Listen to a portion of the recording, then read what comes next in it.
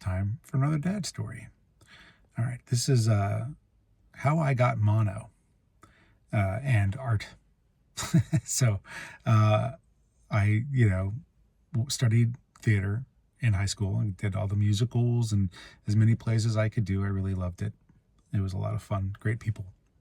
And I wanted to continue. I thought theater was I thought that's where I belonged. And of all the schools that interested me, the one that really got my attention was called the Goodman School of Drama. It was at DePaul University in Chicago. And so I went to audition there, and I worked up a monologue. I don't know. I gave it at least a week's worth of practice. I thought I was pretty good. And I show up to audition, and I tripped on the way into the little studio where we are auditioning. It was awful. So, for my next trick, I will now perform a monologue.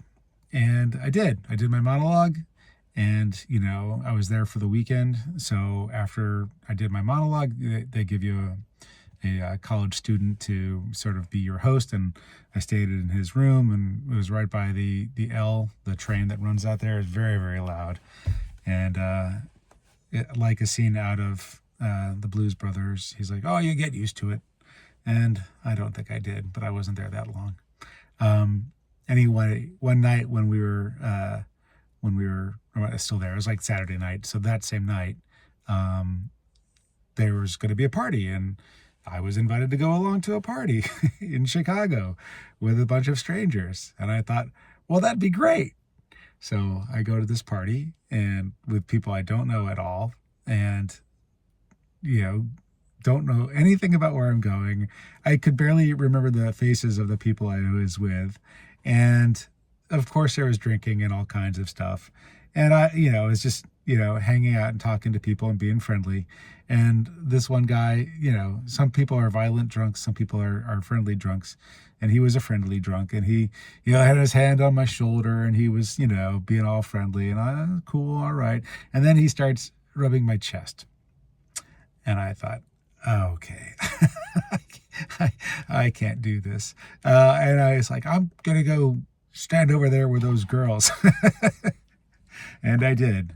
And so I spent the rest of the night, hanging with these girls who happened to be of those with whom I was with. So, I was 17 at the time, so a little freaked out.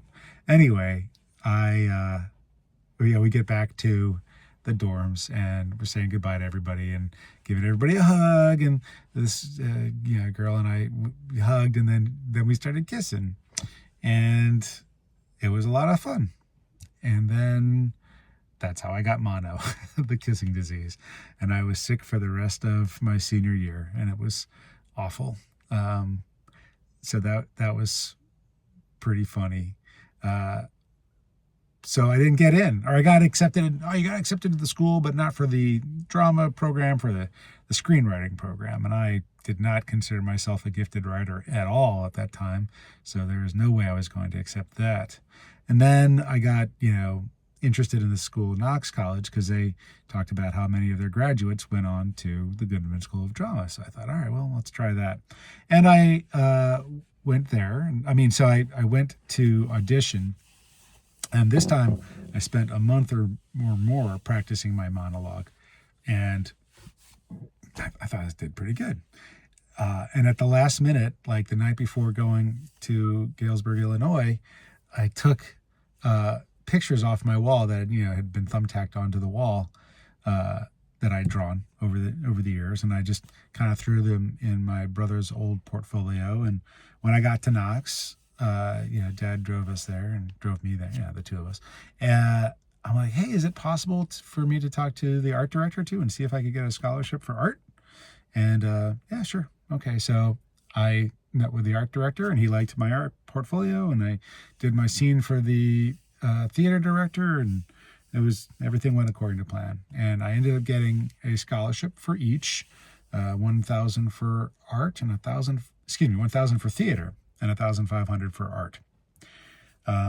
which was really cool. And it definitely set up a case where I think in the end, I was better at art than I was at theater, or certainly it came easier. So anyway, that's that part of that story.